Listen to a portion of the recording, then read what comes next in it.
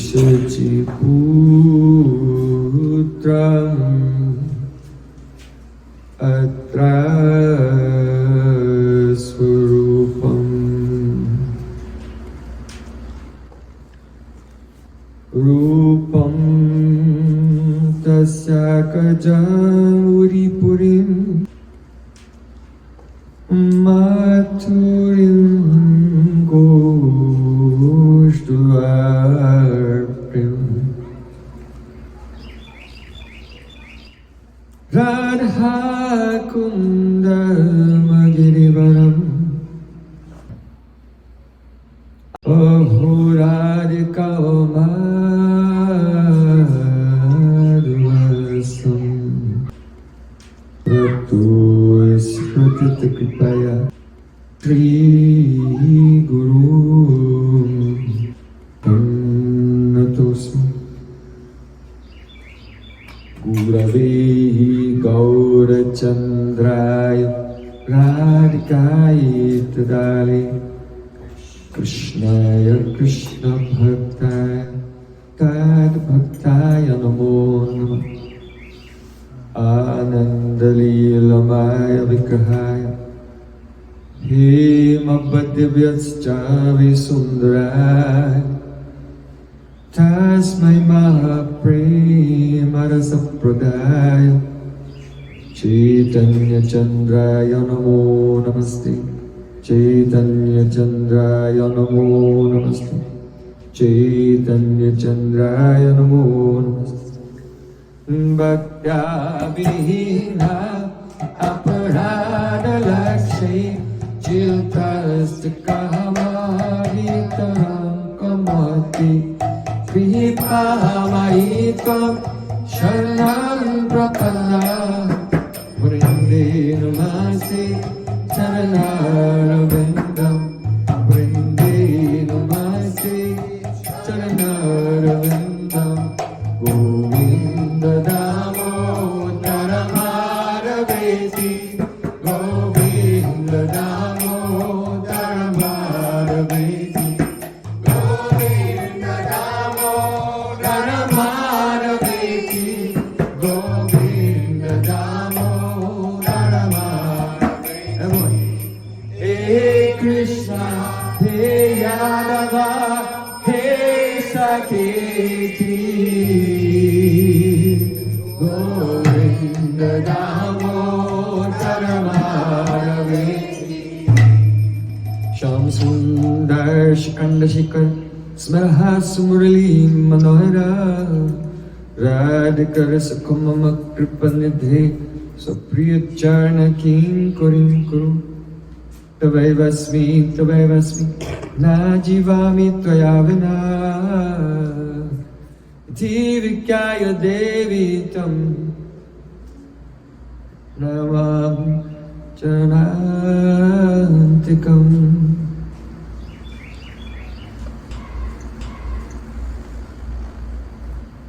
First of all, I offer my Sastang Dandavat Puspanjali, my heart like flowers thousands and thousands of times at the lotus feet of my holy master, my supremely worshipable spiritual Gurudev, Asmitiya Paramaradhatama Guru Pada Padma, Nityalila Pravishta Om Vishnupad, Ashtotar Sri Rupanugacharya Varya, Srila Bhaktivedanta Narayan Goswami Maharaj. Secondly, I offer my pranam thousands of times at the lotus feet of my Param Gurudev, to Srila Prabhupada, and to all of our Sri Rupanuga Gaudiya Guru Parampara. And finally, I offer my pranam to all the Samud Vaishnavas and Vaishnavis. Vanchakalpaturvasta, Rupa Sandubhavita, Puditana Pavadubhi Vaishnavita. Shri Gurudev ki jai!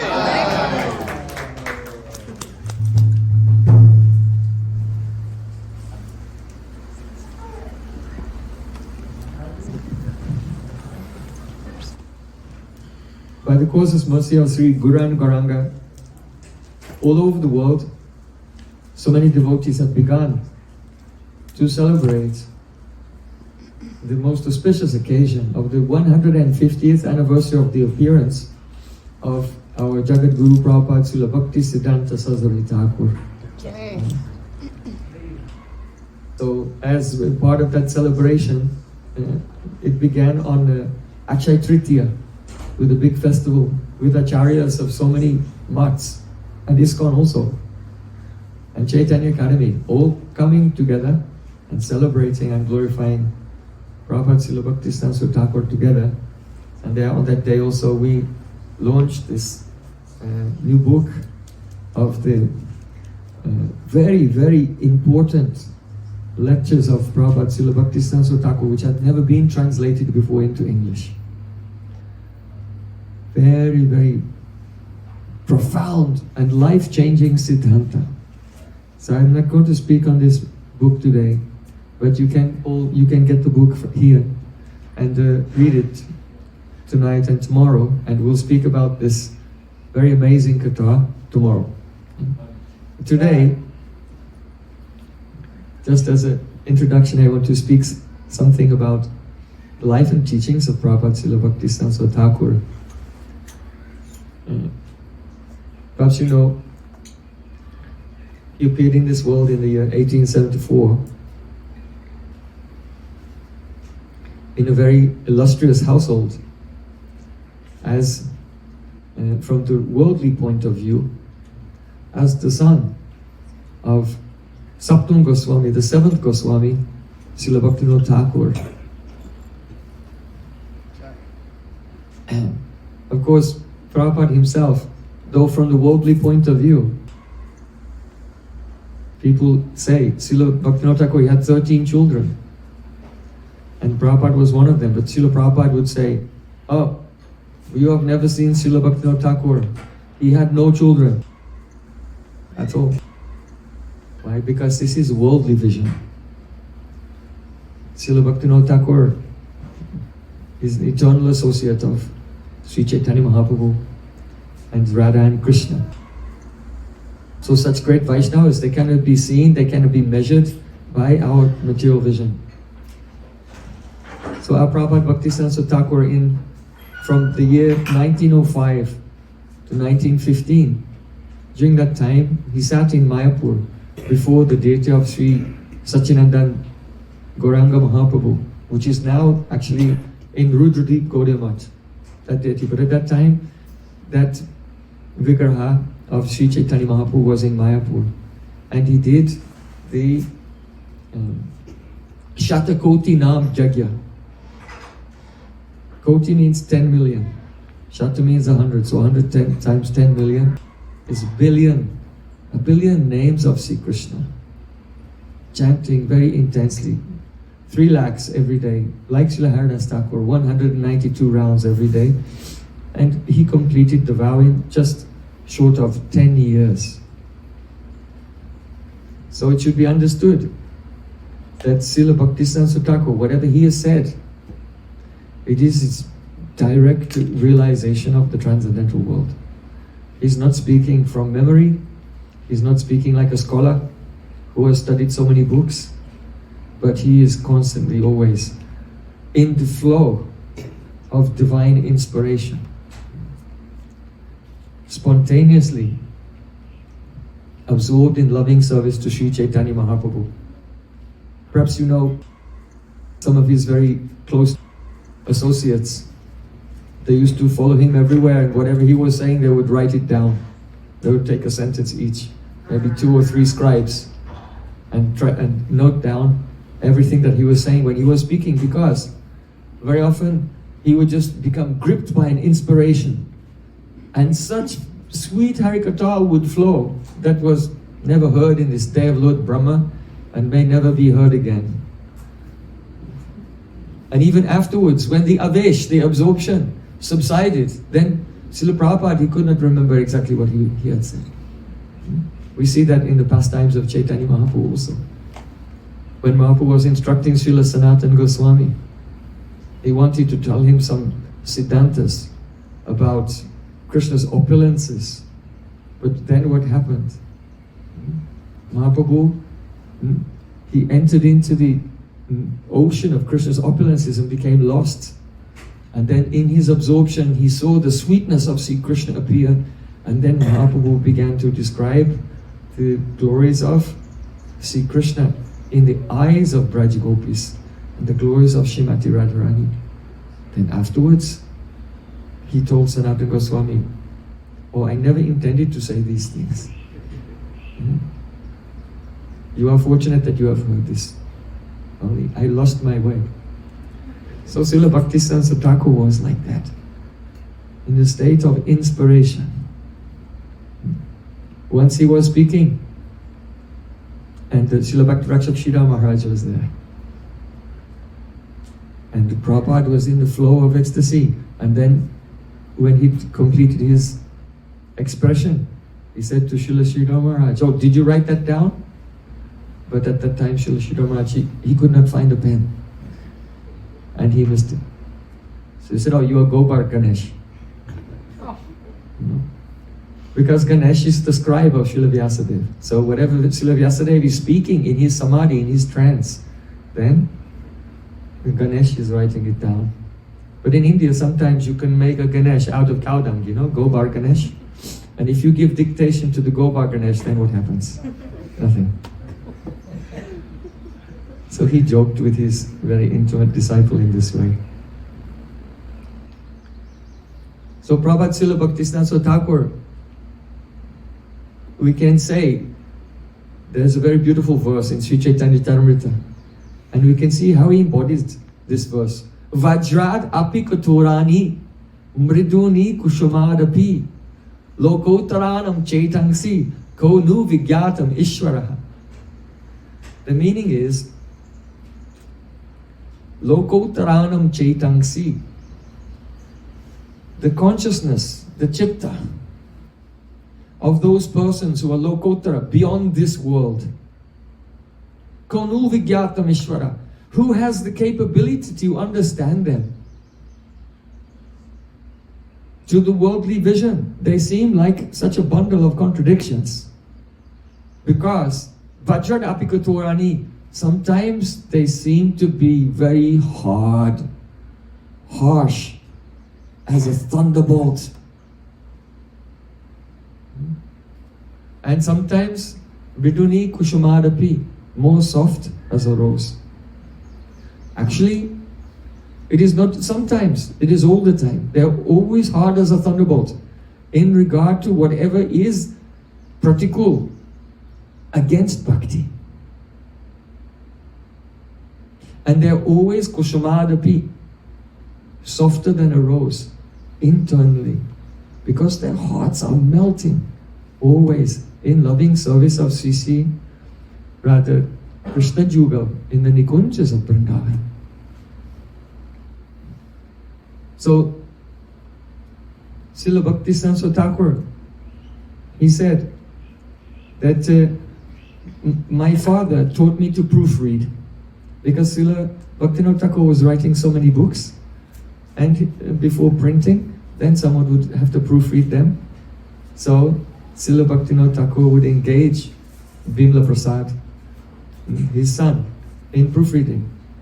He said, "But I have learned not only to be the proofreader of books, but I am the proofreader of men. I don't only proofread the book, I proofread the author also. And I was born under the Karka Rashi, the star sign of Cancer, the crab.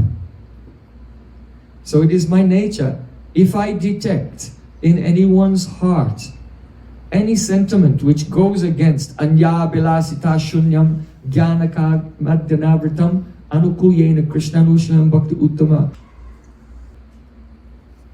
the continuous, unbroken, uninterrupted cultivation of all activities of the body, mind and words, which are meant exclusively for the benefit of Sri Krishna, which are completely devoid of even the slightest trace of ulterior motive or other desire, and not covered by karma, gyan, yoga, reward-seeking activities, desire for liberation, or mystic powers, or dry austerities. then that is called Uttama Bhakti, devotion which is beyond the darkness of this material world. So if I see anything which it contradicts, which is contrary to the principle of this pure devotion, then like a crab, then I pinch it. So in this way, Vajran apikatorani, very, very hard. But this is not the harshness of the material world, which comes from tamagun and anger and envy. But this harshness is pure and unadulterated kripa. Samsara davanalita loka tranayakaran yaganaganatvam praptasya kalyana gunanavasa vande grosi chakaram. See, Krishna is the ocean of mercy, and that mercy takes the form of a cloud and goes to those places where the ocean does not go. So Srila Bhaktisiddhanta Thakur, one should not become afraid of his uncompromising demeanor, but rather one should welcome that, because that is what his disciples used to call aggressive grace. Aggressive grace. It's a mercy, it's a kindness, which is so full of greed for our benefit, that it comes very forcefully and pulls us out from this material world. So Prabhupada Srila Bhaktisiddhanta Thakur used to say, Saralata e Vaishnavata. Vaishnavism is simplicity. To be honest, to be very straightforward. That simplicity is expressed by not wasting 1 second in investigating and examining the faults of others, and turning our gaze upon ourselves to see what is our weakness, what is our faults, our shortcoming, and trying to give up that. Many persons, they make a show of sadhu sangha. They make a show of being a Vaishnava. But inside, they have a spirit of enjoyment. So they cannot realize anything. In this regard, Prabhupada, he used to tell a very beautiful, instructive story. Once, there was a wealthy zamindar, a landholder. He lived in Calcutta. And he arranged for the marriage of his son. So his son was going to marry a girl from Shantipur. So from Calcutta to Shantipur, you can go by boat. So he arranged a very big ceremony, and in Vedic culture there has to be a grand procession of the bridegroom and all the family members, and they go on a procession to the bride's home. And then there are ceremonies there, and then she comes back with her in-laws to stay with the in-laws family now. So there was a Shubha Lagna, auspicious moment when the wedding will have to take place, when the cloth will be tied together and the wedding will take place, and that would be 4 a.m. in the morning. That was the auspicious moment. Somewhat inconvenient, but the astrologers calculated, and the wedding had to take place at that time. So on the previous day, that wealthy man with the bridegroom all dressed up very beautifully, and about 50 family members, they came with a grand procession, and they came to the bank of the Ganga in Calcutta, and they called the boatman, "Hey, Nakuala, we need to arrive in Shantipur." Oh, quite before 4 in the morning, because that is a Shubha Lagna, the auspicious moment when the wedding should take place. So can you do it? The boatman said, yes, I can do it, but I'll need more oarsmen. I'll need more people to row. No problem, I'll give you an extra few hundred rupees. Call your men. So then the boatman, he prepared the boat, all the oarsmen came, the bridegroom and his father and all the family and the wedding party, they got onto the boat. And the captain said, don't worry, you can just enjoy yourself. When you're tired, you just take rest, and we'll be there. We'll wake you up when we arrive in the very early morning. So they were all enjoying very much, chewing pan, singing, dancing. After some hours, they became tired. They lay down to go to sleep. And the captain and his men, they were rowing the whole night. And then, when the sun was about to rise in the morning, the wedding party, they woke up, they looked around, and they saw they were in the same place where they started. They were furious. The captain of the ship and his men who were rowing, began arguing with each other. You know, when something goes wrong. And then all the team, they're all arguing with each other, blaming each other. So then that wealthy man, he said to the captain, "You've cheated me. Why didn't you get us there in time? You lazy fellows." He said, "We are not lazy fellows. Look, we're sweating. Look at our arms. We've been rowing really hard the whole night. We worked so hard. But still we did not arrive. It's not our fault." So they were all thinking, "Oh, what went wrong?" So then one old person in the party, he said to the captain, he said, "Did you lift the anchor?" And then he went to the back of the boat and he looked, and there was a big iron anchor, deep stuck in the mud, on the bank of the Ganga. Alas, alas. We did not lift the anchor. Oh, you didn't lift the anchor. No, you didn't lift. They were blaming each other. No one lifted the anchor. So, this is an analogy. Very serious analogy in regard to our spiritual life. What is the meaning of this?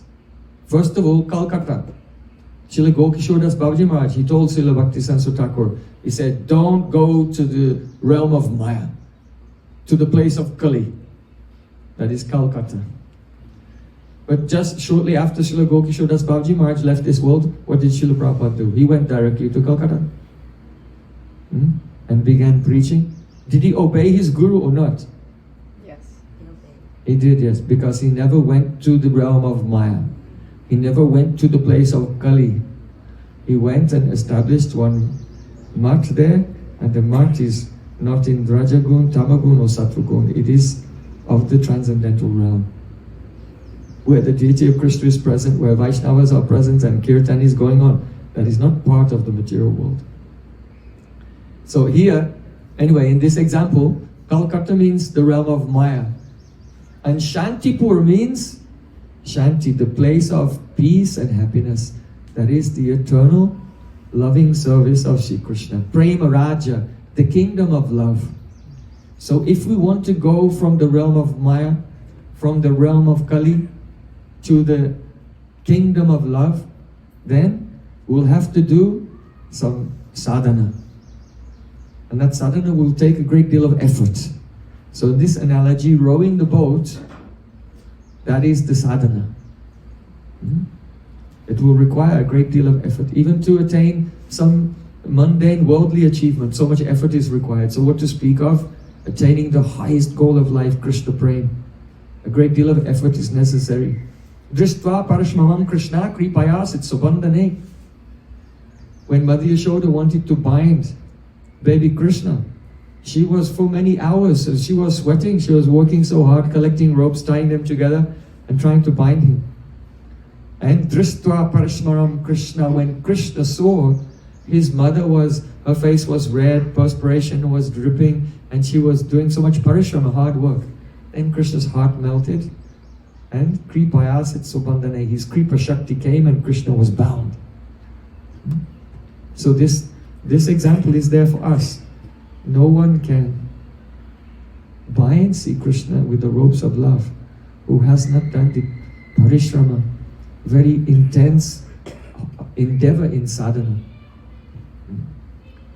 So here, the anchor means material attachments. In this world, we may have so many material attachments. Bharat Maharaj, he became attached to one diya. He left his kingdom, which was the kingdom of the whole world. He left his queens and his family, so much wealth and power, and he went to the forest. Then he kept one attachment, small attachment, to a baby deer, and 3 lives passed. He did not attain perfection in that life. It took him that life, the next life, and the one after that also. So you can think, Bharat Maharaj having one attachment, it took him 3 lives. How many attachments do you have? How many lives will it take? So if one is knowingly maintaining his attachments and distractions from pure bhakti, then that means the anchor is there. So one may be doing sadhana every day. That's like the sweating and rowing the boat. But inside, the attachments are still there. Anarthas are still there. And one is holding on to them. So even though one is doing so much work, this work is wasted. It's wasted. No movement is going on. Here, the boatman means bogus guru. If the guru himself, he is not lifted his own anchor. Guru himself has attachments. He has anartha, he has ignorance. Then how will he give power to the disciple to lift their attachments? The Shubha Lagna, the auspicious moment, means the human form of life. And the wedding means that our soul should become established in eternal loving relationship with Sri Krishna in Goloka Vrindavan. This relationship should be established, and the chance, the moment, the auspicious moment, that is the human form of life. It should not pass. Just like that wealthy man, the auspicious moment passed. And now, even if they arrive there, some hours later, they could not do the wedding because it has to take place at the auspicious moment. So for us also, if we lose our time, and this life passes, there's no guarantee that very easily, again, the chance will come. So Shastra said, Labdva sudurlabhamidam bahusam pavante manusya martadam anityam apiya dhira turnam yatet anapatet anumritu yavan nishreyasaya vishaya kalu sarvatashat. This human form of life is very, very rare. It's precious. We should not take it for granted. It's attained after traveling through many, many different species. And even though this life is a temporary, but it is artadam, it can give us the supreme benefit. And therefore, turnam yateta, at once, turnam means at once, immediately. Yateta, at once one should make a very intense endeavor to attain the goal of life. Anumrityu javan, don't fall back down into a lower condition. But nishreyasaya vishya kalusavartashat. One should try for the nishreya, the ultimate, the benefit, the ultimate beatitude, the supreme glorious prospect of every soul, Krishna Prem. Try very intensely for this. Don't be worried about sense gratification. Why? Vishaya kalusavatarshat. Sense gratification is there in every birth, in every life, and it also comes even in this life automatically without any endeavor due to the subtle movement of karma. So there's no need at all to lift one finger to get sense gratification. It's a complete frustration and waste of time. No need at all.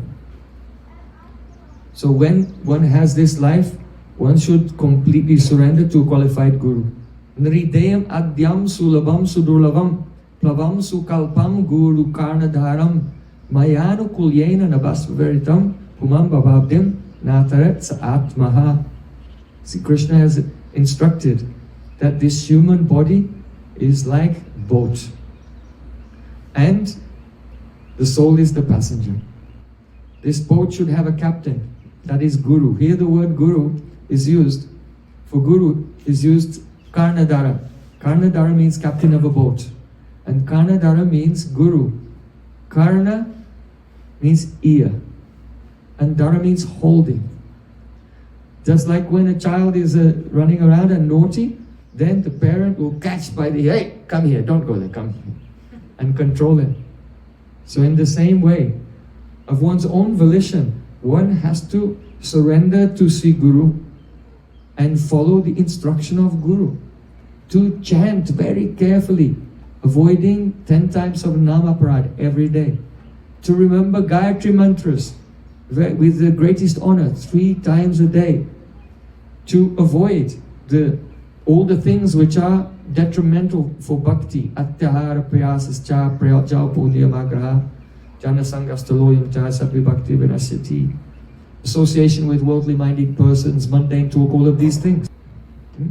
So very carefully serving Sri Guru and following the instructions of Sri Guru to avoid all the things which are detrimental for bhakti. Then one can make progress. By his sadhana is like putting up a sail. And Mayanu yen and Abhashpa Veritam.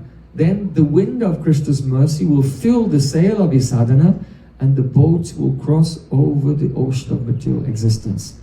That person who in this does not use this human form of life to cross over the ocean of material existence, then sa'atmaha, that person is knowingly committing suicide. It's very tragic. So Guru is called Karnadana. Tvanasandashito datra dustaram nistitishtatam kalim sattva haram pumsam karnadara ivarnavam. Shonika Rishi said to Sutta Goswami, O Sutta Goswami, we think that we have met you, your grace, by the will of providence, so we can accept you as captain of the ship to cross over this ocean of Kali, which deteriorates all the good qualities of human beings.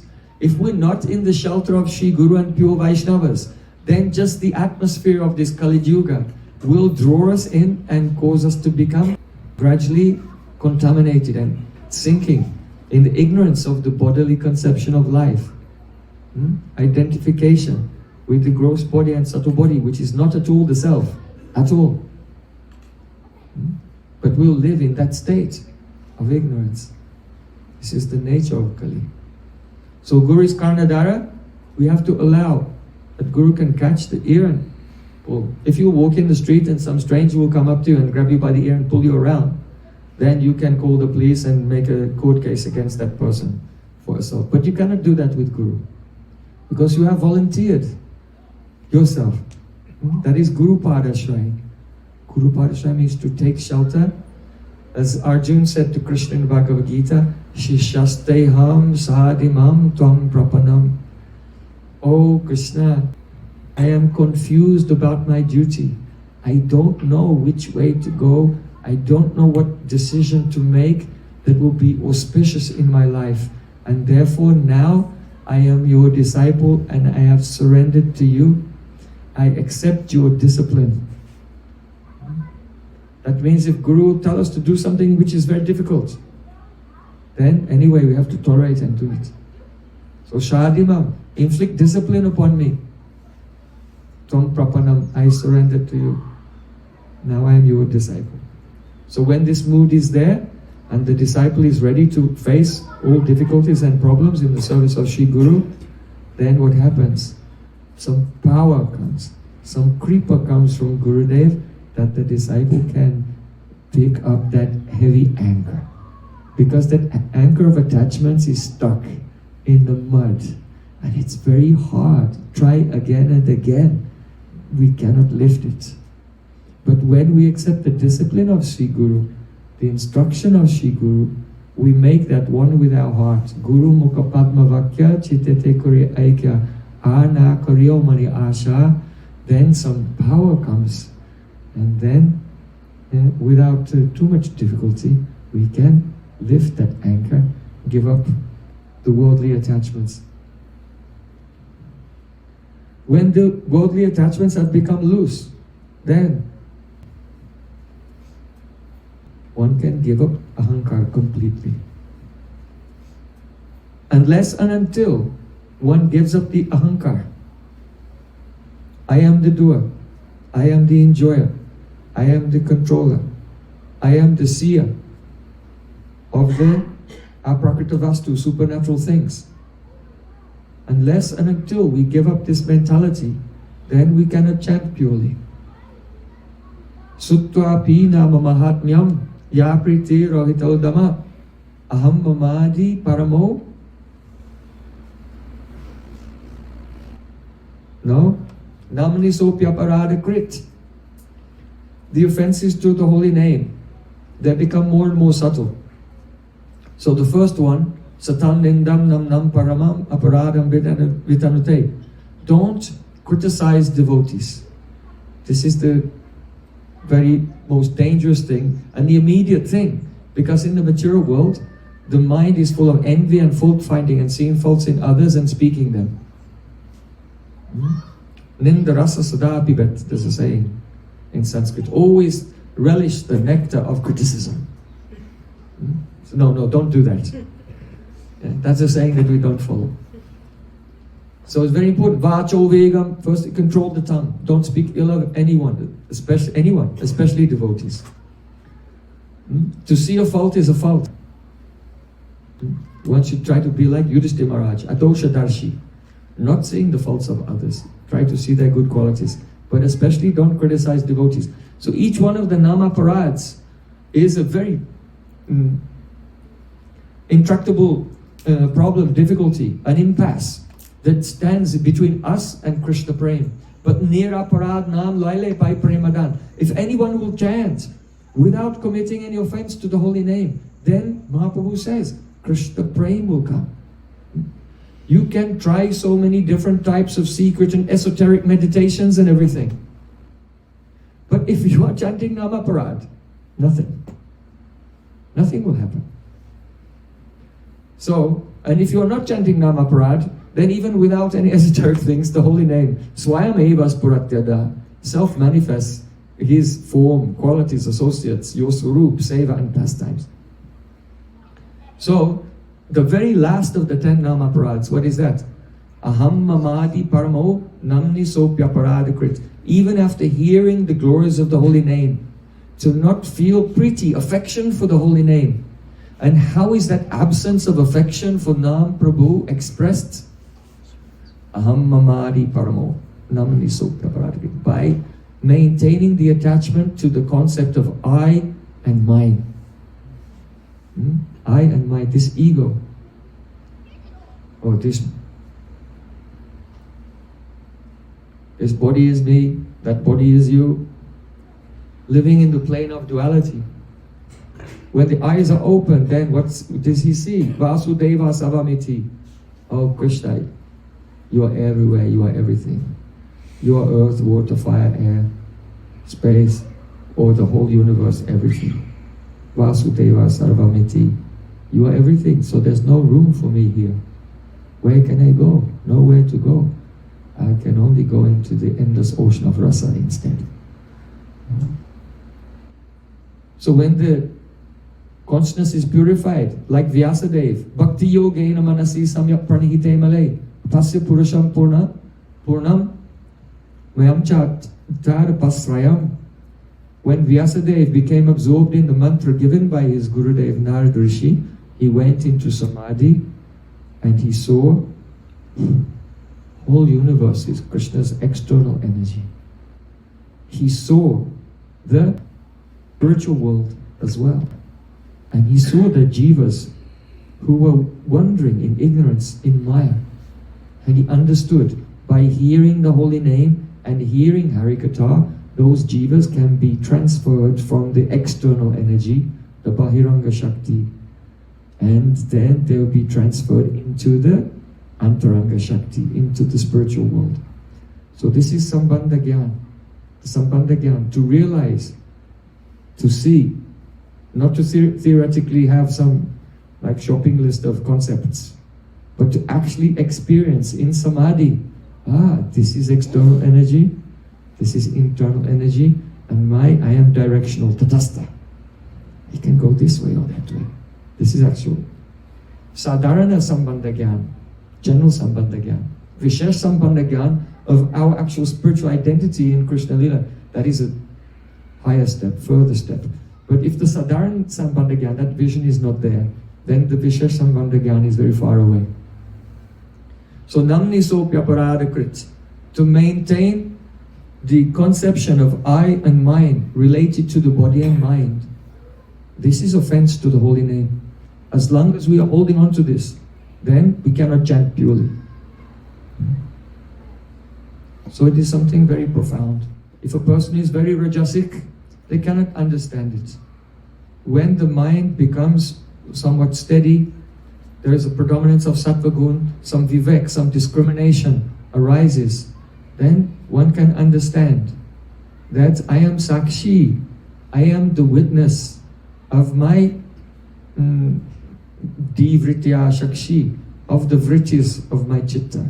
All the movements of my intelligence, the ego, everything, they are not me. They are just the contaminations of the chitta. So Maya sets up this duality of subject and object. So I think I am the subject, this ego, and I am seeing the world, the object, and I am measuring the world and enjoying it. But when the chitta becomes little steady and purified and clean, Chaito Darpanamarjanam, then he'll see that behind that subject, there is another subject. That is the soul. And one can have objective vision towards his own ego and not follow the dictations of the ego. We follow dictation of Guru, Sadhu and Shastra. So we have to come into that state of sakshitva, of witnesshood. Any performance of bhakti before that is mixed bhakti. It is not pure. To be situated in sakshitva, witnesshood, this is actually the purport of Mahaprabhu's instruction. Trinadapi sunichena, tarodapi sesvana, amanida amanadena kirtaniya sadahari. To be more humble than a blade of grass. Because how can I be more humble? The blade of grass is so insignificant. I am more significant than the blade of grass. How can I be more humble than him? Because the blade of grass has ego, I am a blade of grass. So if we attain sakshitva, witnesshood towards our own, the subject, which is the Mayic subject, manufactured by Maya, not the actual subject, then that is actually Tranadapi Sunichena. So in the Upanishads it is said, Sukamaham asvapsam nakinchid avedisam. It's a very important mantra of the Sruti.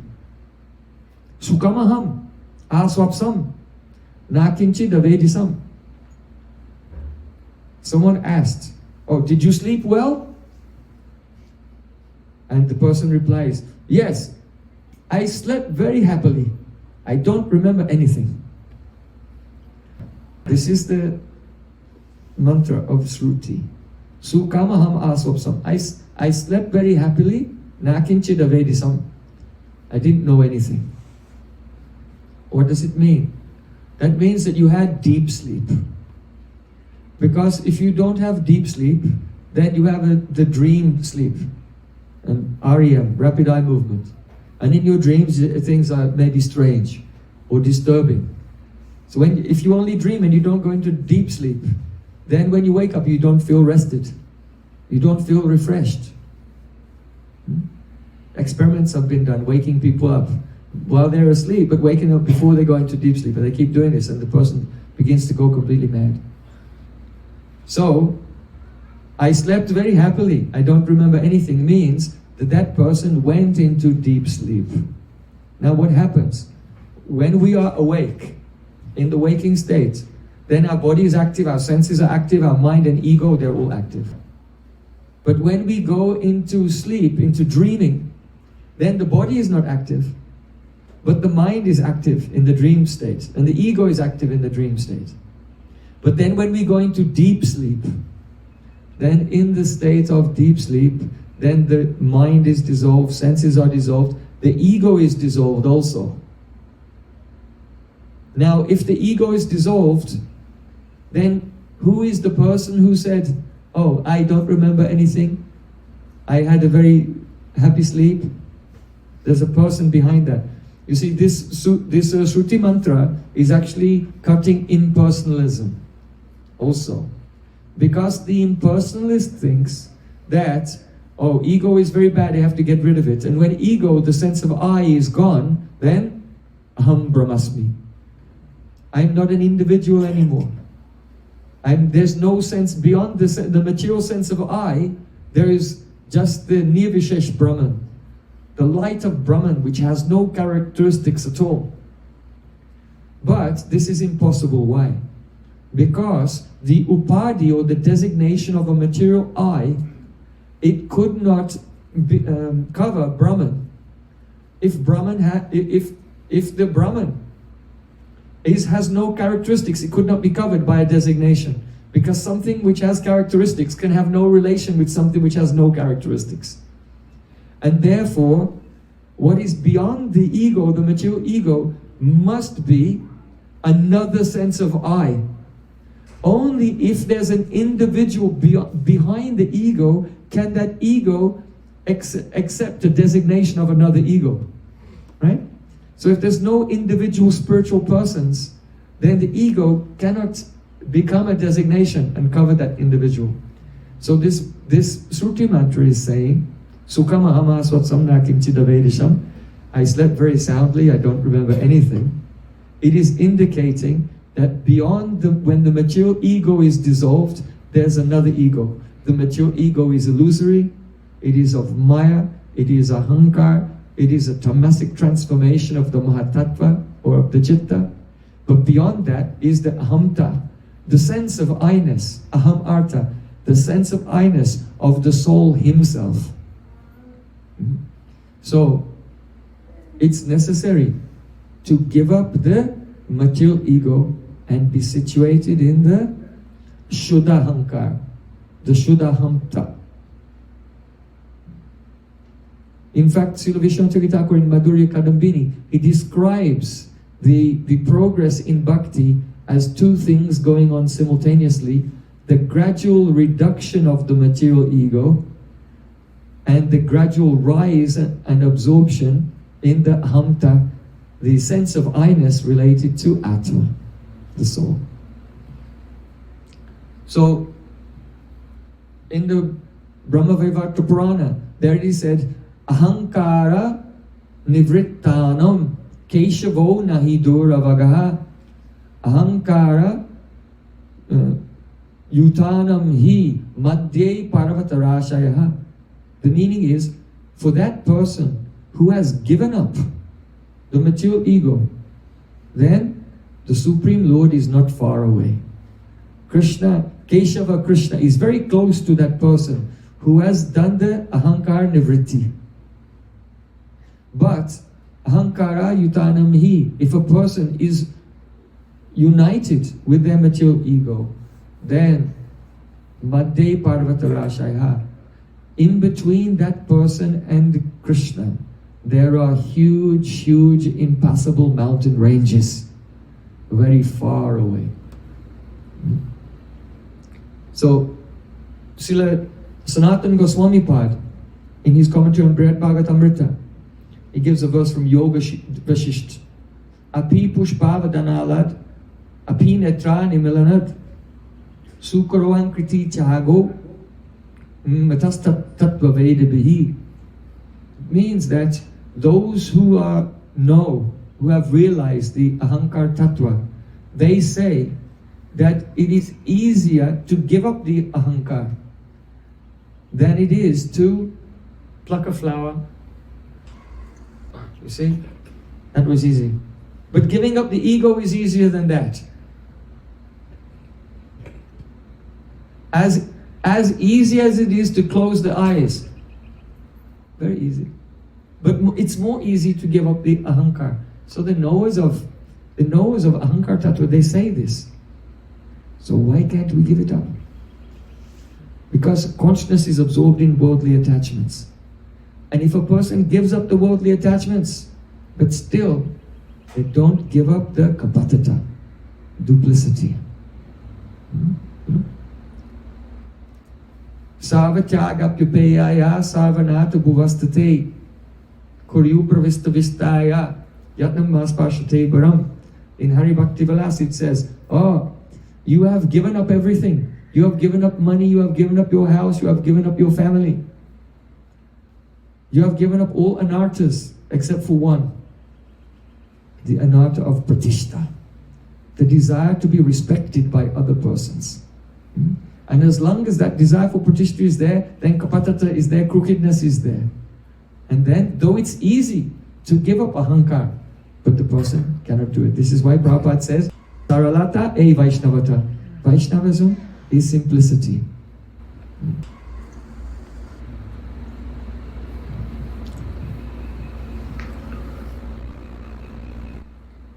In the latter part of the pastimes of Srila Bhakti Saraswati Thakura, he was dictating his biography to one of his scholarly disciples, Sundarananda Vidvinod. And at that time, Srila Prabhupada said, if I want to encapsulate the basic core of my message that I have come to tell in this world, then it can be encapsulated in this. This is what I want that you will understand. Drik Drishya Vichar. The deliberation on who is the seer and who is the seen. And then Srila Prabhupada began to cry. And he said, but very few have understood it. Though I have spoken it, very few have understood it. So we should try today to understand this subject so that we don't make Srila Prabhupada cry. Right? We're supposed to give happiness to our gurus, not make them cry. So it's very important to understand Drik Drishya Vichar. It means the deliberation on who is the seer and who is the seen. Once Srila Prabhupada, he came into the temple room and he was standing a little far back from the deities, and he looked towards the deities. And one disciple said, "Oh Prabhupada, I'll go and get your spectacles." Because he was thinking that Srila Prabhupada, in his older age, he cannot see clearly all the decorations of the deities. Srila Prabhupada said, "No, that is not necessary." Because we come before Krishna that he will see us. We cannot see by our own power. But when we live our life in such a way that Krishna's heart is melted and is eager to look at us, then when his kripa drishti, his merciful glance falls upon us, then he reveals himself. The Supreme Lord cannot be seen by any power of our own. If a person is chanting and trying to imagine in his mind, then he is just trying to see by his worldly power, aroha panta, by the ascending process. But rather, one should surrender completely to Krishna Nam and weep bitterly. Alas, alas. Ainanda tanuja kinkaram patitam mam vishame bhavam buddha. Kripaya tavapada pankajasti tuduli sadrisham vichintaya. When Srila Prabhupada, he used to go into the Jagannath temple, then he used to stand by the Garuda Stamba like Chaitanya Mahaprabhu. Why? He said that many people are running into the temple, they're trying to get to the front to have a good look. But what do they see? They see a wooden mannequin which is mutilated, doesn't have proper arms and legs. They may see, oh, here is some wooden statue which is not alive, but there's something,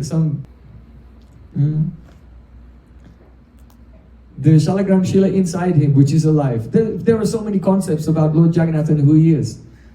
So all those persons who come in this way with an aggressive, empirical attitude, they can never understand the transcendental reality. Srila Prabhupada said, I am standing at the back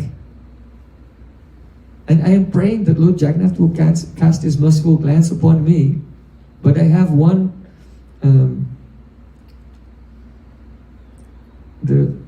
let us say, tactic. What is that tactic? That Garuda is very dear to Lord Jagannath. So Garuda is like a guru. So Lord Jagannath is definitely looking at Garuda. So if I'll stand next to Garuda, then he may look on me as well. So in this way, if we can try to be in Anugatya, that means very, very close to our Gurudev, serving. Not always by physical proximity sometimes, but very close to Gurudev, following the Vani, not only the Vapu and Vani both, the teaching of Gurudev, being very close to Gurudev. Then when Sri Krishna looks at Gurudev, if we are closely following behind him, then he will look upon us as well. And then when we become immersed in his Kripa Drishti, his merciful glance, then our own divine vision will wake up. Srila Rupa Goswami Pad here said, Tistan brajeni tadanuragi jananugami kalam nayadakilam ityupadesha saram. The essence of all advice is that one should 24 hours a day engage the tongue and the mind in hearing, chanting and remembering about Sri Krishna's name, form, qualities, associates and pastimes in a crumb, in a sequence. In this way one should reside in Braj and be under the guidance of the Brijbasis, the eternal associates of the Lord, following in their footsteps. So what does it mean to follow in their footsteps? The Brijbasis, they never see anything with the Gaudiya-Darshana. Gaudiya-Darshana is the vision of enjoyment. Their vision is only Aisham Gosha Nivasinam Utapavam Kin Deva Rate Itinas Cheto Vishva Falat Falam Tadaparam Kutra Prayan Muyati Sadve Shari Vaputanapi Sukalam Tam Deva Pita Yad Dhanata Surit Priyatmadayita Pranas Pranashaya Tvatkrite. Lord Brahma has said this. He said, "Oh Krishna, I don't know how you repay these Brijbasis for their love. When Putana, she only dressed herself like a Brijbasi and came to you, and what did you give to her? You gave yourself.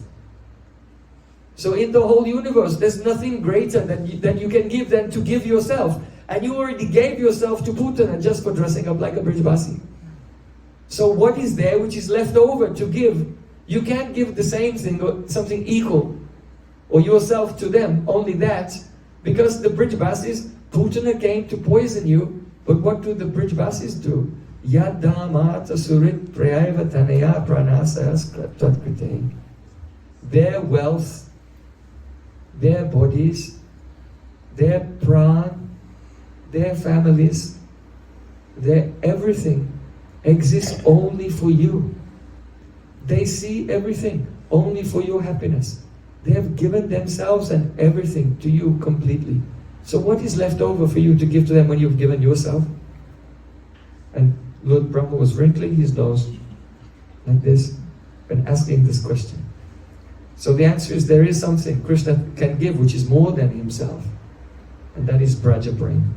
Because Putana, she received a destination of Golok, where there's some Aishwarya mood.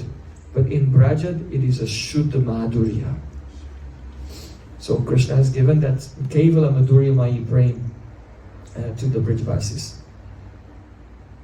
So Brijbasis' vision is that a Brijbasi, the transcendental residents of Braj, have no way at all of measuring their own happiness.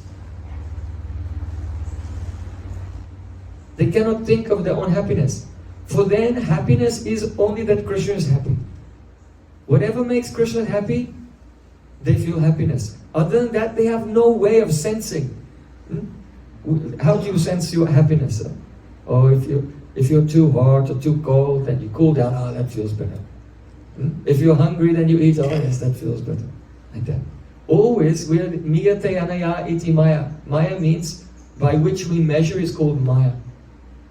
So our consciousness is always measuring how much happiness we can get from various circumstances. But the Brijbasis have no mechanism, no way of sensing any type of happiness related to themselves. Try to understand what it means to follow the Brijbasis. It's not a simple thing, just like whatever, chanting and trying to remember the Krishna cartoon. That's not the spiritual world. That's your entertainment. We're talking about the vision of the Brajavasis. This is something else. This is aprakrita, supernatural. This is beyond the realm of ego. This cannot be understood or touched by the mind or intelligence of a person who is identifying with their gross and subtle bodies. The realm of bhajan is something extraordinary. So Prabhupada Bhaktisiddhanta Thakur again and again, he was cutting to bring us to the... So we're situated with the right perspective towards the divine reality. Radhika herself said, Nagani upanaduka sobi banche tarasuka tarasuka amarya tatparya mori jadi dia duka tara hoile masuka sei duka mora sukha varya.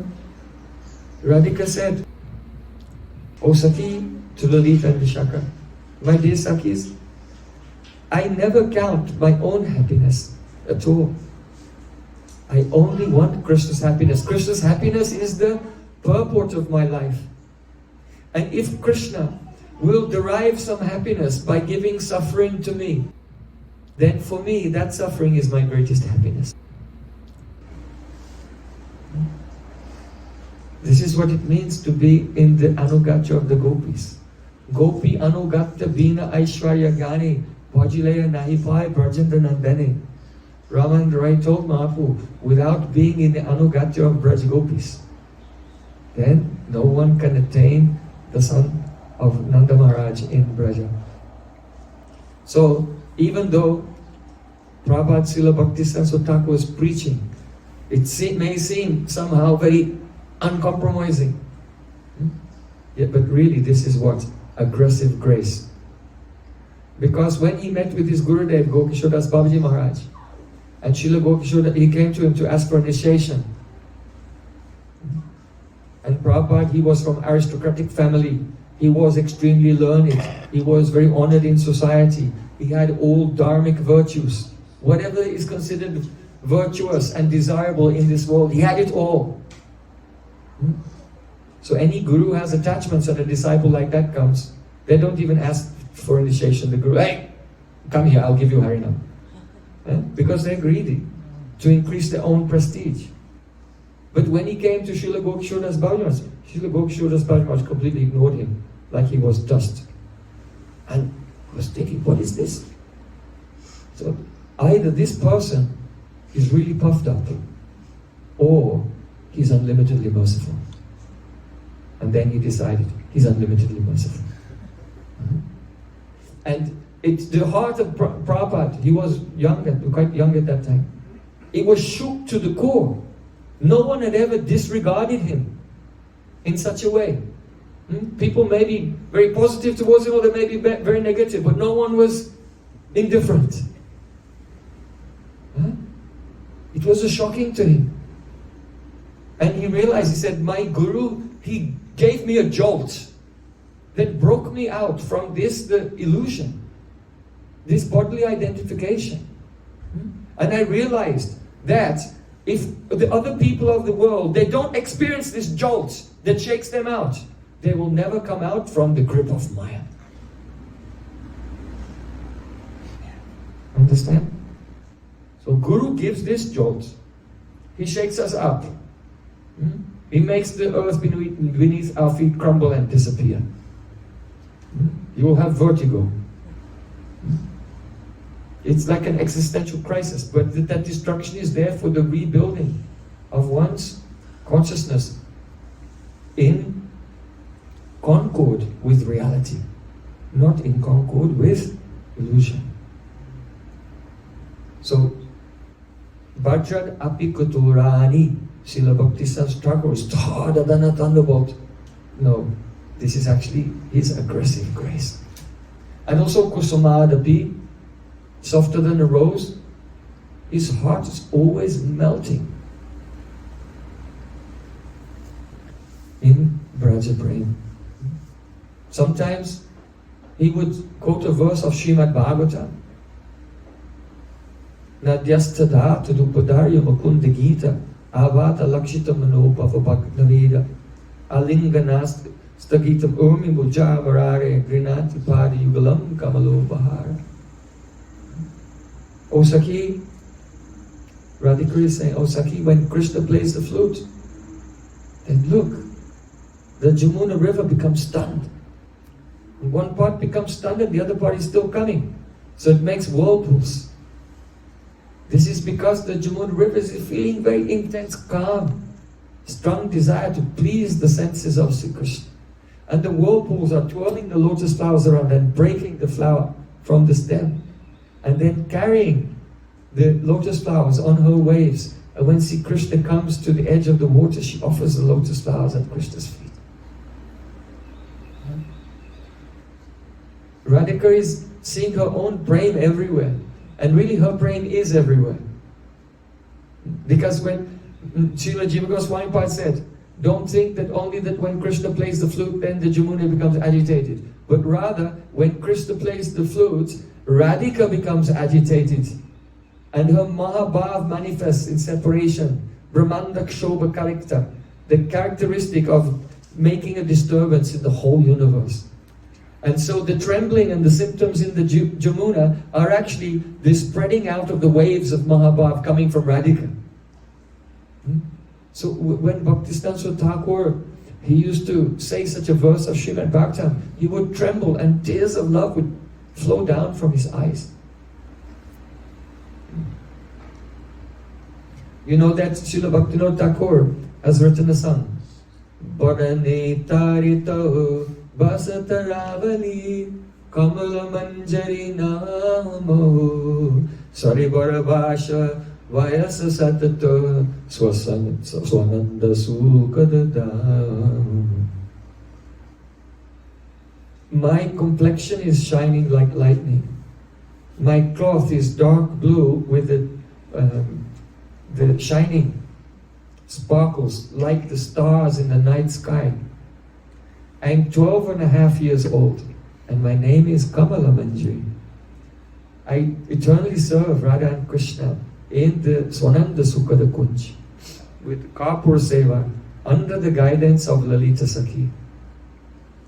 So Srila Bhaktivinoda Thakur, he is the incarnation of Kamala Manjari. Srila Bhaktisiddhanta Thakur revealed that his guru, Srila Gokishore Das Babaji Maharaj, Diksha Guru, is the incarnation of Guna Manjari. And he himself, also in 1921, he wrote a letter to one of his very earliest disciples, Kunji Bihari Prabhu. And there he said that Vrishubhanu Nandini, she has a young maidservant named Nayana Mani Manjari. And Radhika, she always wants to keep her by her side. So my Gurudev, he used to say that Nayana Mani means the jewel of the eye. The glance of Radhika is so powerful that only by her glance Radhika can make Krishna stand up, sit down and stand up again. Very powerful. When she glances at Krishna with her eyes full of love, at that time Krishna's hands tremble, he drops his flute, he drops his pitambar, his peacock feather falls from his hair, and Krishna himself faints. So the loving glance of Radhika is so powerful. That loving glance has become Nayana Mani Manjari. Nayana means eye. Your eyelid always protects the eye spontaneously. If some dust is coming, then your eyelids will close and blink like that and try to protect the eye. No one has to teach you this. No one has to train you in this. You don't have to think about it. Oh, here comes some dust. Let me blink the eyes. It happens just spontaneously. It is Swarasiki, natural. So in the same way, Radhika has the Swarasiki love for Nayana Mani Manjari and always protects it, just as the eyelids protect the eye. So Srila Prabhupada himself wrote, there is one young maidservant named Nayana Mani Manjari, and Radhika likes to keep her by her side. But sometimes that Manjari cannot be there with Radhika. Prabhupada does not say why, but there are so many examples in the writings of our Goswamis. For example, Alam Mane Grantani Prita Mokshaya Charya. There is a verse Srila Raghunath Das Goswami saying that once Lalita was making Radhika Duman. Durte Prajenda Tanaya Tanushushtabanya Ma Dakshina Bhavakalankini Lagavaya. Krishna is a Durta. He's such a rascal, he's such a cheater. Don't be submissive to him. Radhe Giram Shinuhitam Iti Shikshantim Devim Gunai Sulalitam Lalitam Namami. Listen to me, Radhika, I am giving you this instruction. It's for your own good. I know better than you. I am not so naive like you.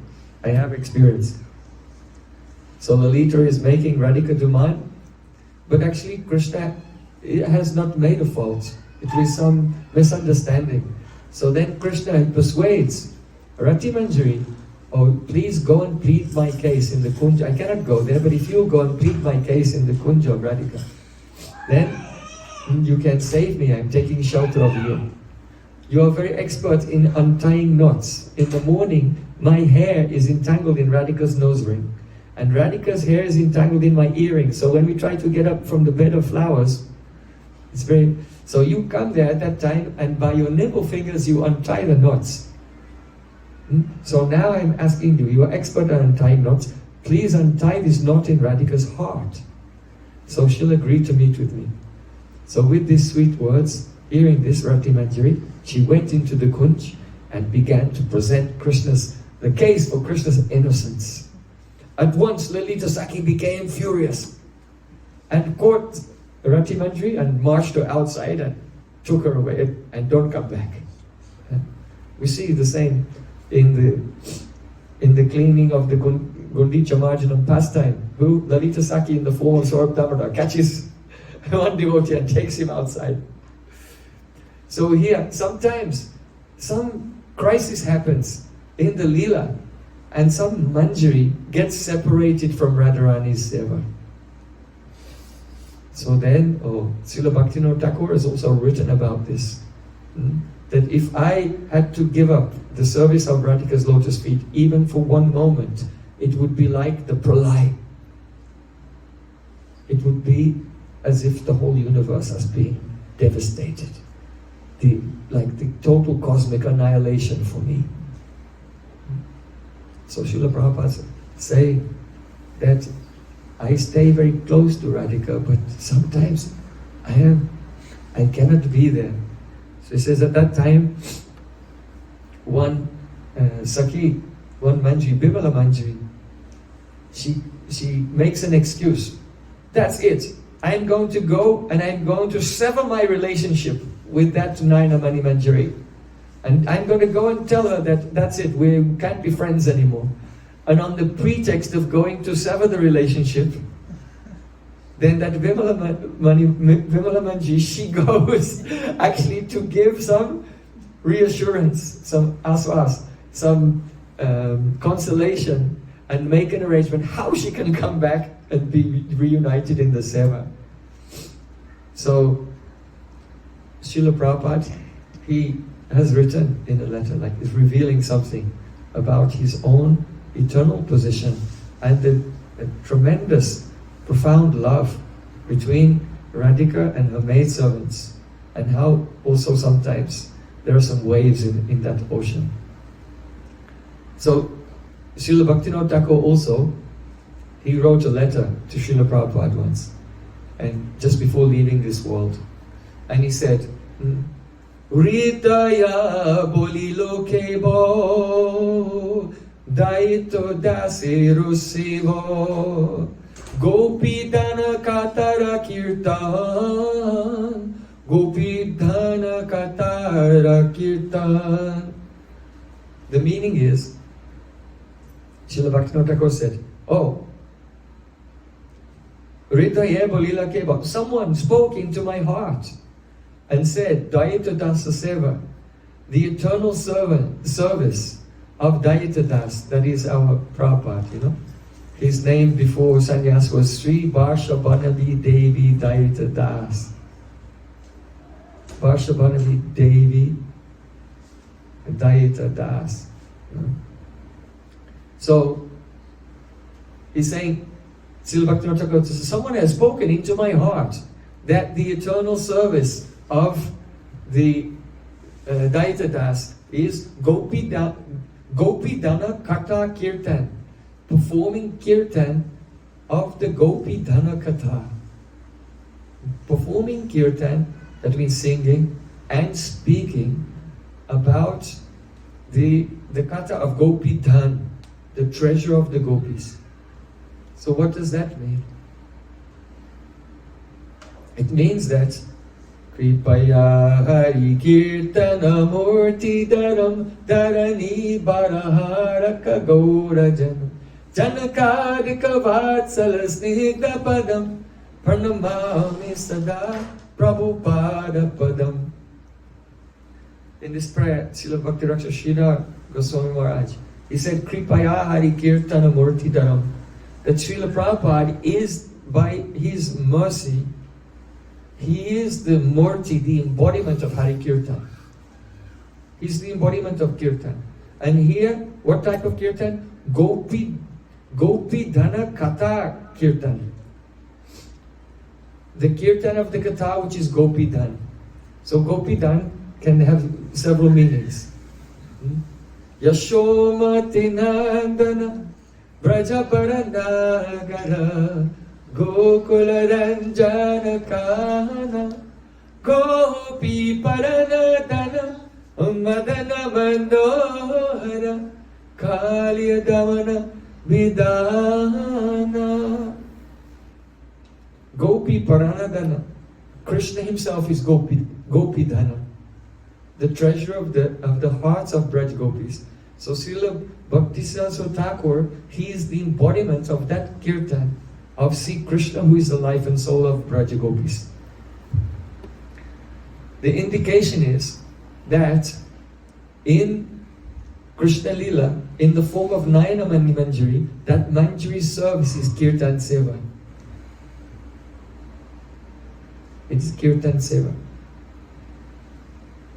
For example, if Radha Krishna, they are relaxing, one maidservant is fanning, another maidservant is massaging the feet, but another maidservant is singing. Which seva is the most rasapurna?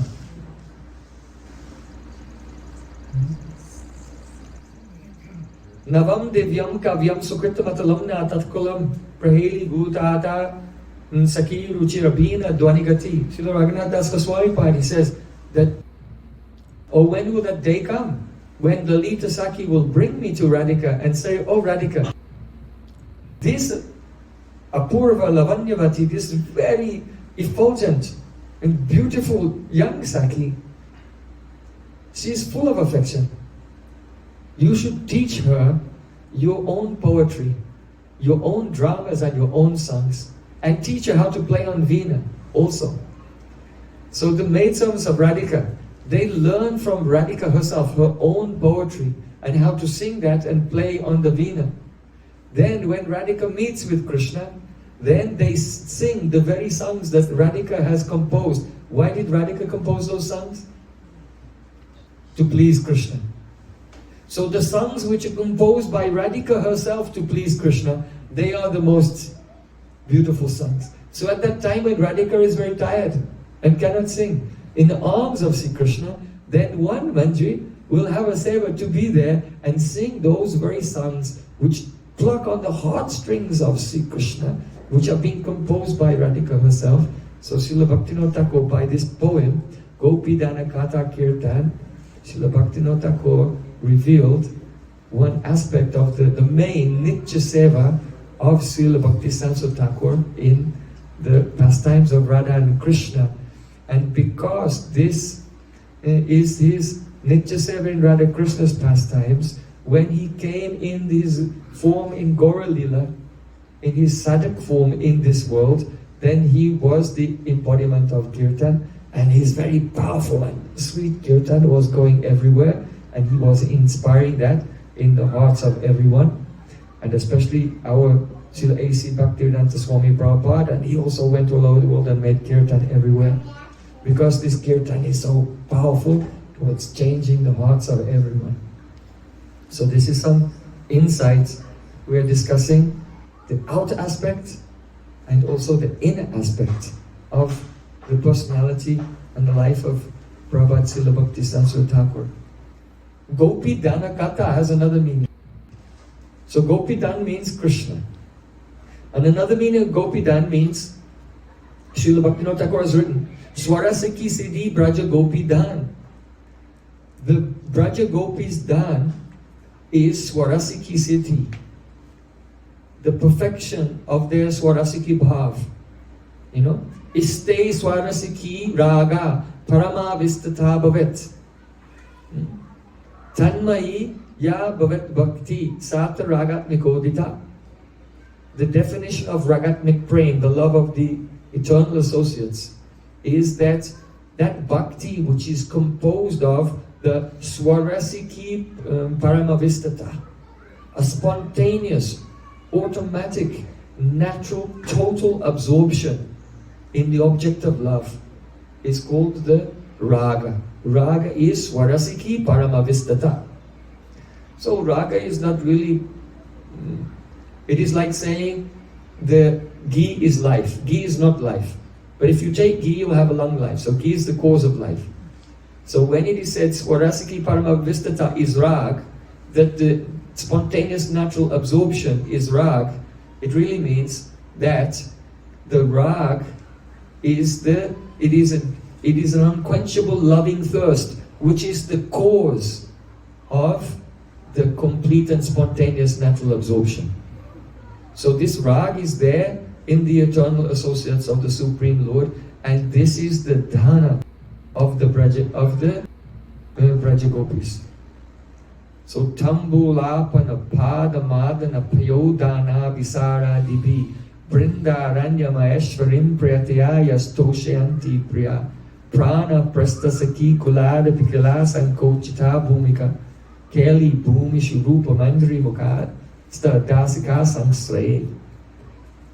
Srila Raghunath Das Goswami has described the spontaneous, natural loving services that the maidservants of Radha Krishna are performing. Tambu Lapana, offering refreshing tambu to Radha Krishna when they become tired. Pada Madana, massaging their lotus feet, fanning them, bringing cool water and wiping away their perspiration and the marks of their cosmetics and so on. In this way, they serve very intimately in the Nikunjas to Radha and Krishna. How? Prana prastasiki kulada pikala sankochita bhumika. When Radha and Krishna meet together, at that time, Lalita, Vishaka and others, they have to recede into the background and they'll go and sit under a tree and talk to each other on the bank of the Jamuna, because Radha and Krishna will feel some inhibition in their presence. But those maidservants are somewhat younger and they have a free pass to come and go into the Kunj as their service requires. So Raghunath Das Goswami says, I take shelter of Rupa Manjari and all of her group who are spontaneously serving in this way. So Srila Prabodhananda Sarasvati Thakur, he says that Srishvari Dristivagadi serving Gita Vichakshanam. These maidservants, they are Vichakshana, extremely expert in the Sarva Ingit, all types of hints. It may be just a movement of her hand, it may be a glance with her eye, or it may be just the way that she's breathing. But the maidservants of Radhika, only seeing the breathing of Radha Krishna, they can understand exactly what they want and at what time they need it, and like this. So their service is so close and so intimate. That service is the Swarasiki Siddhi, which is the Braja Gopi Dan, the treasure of Braja Gopis.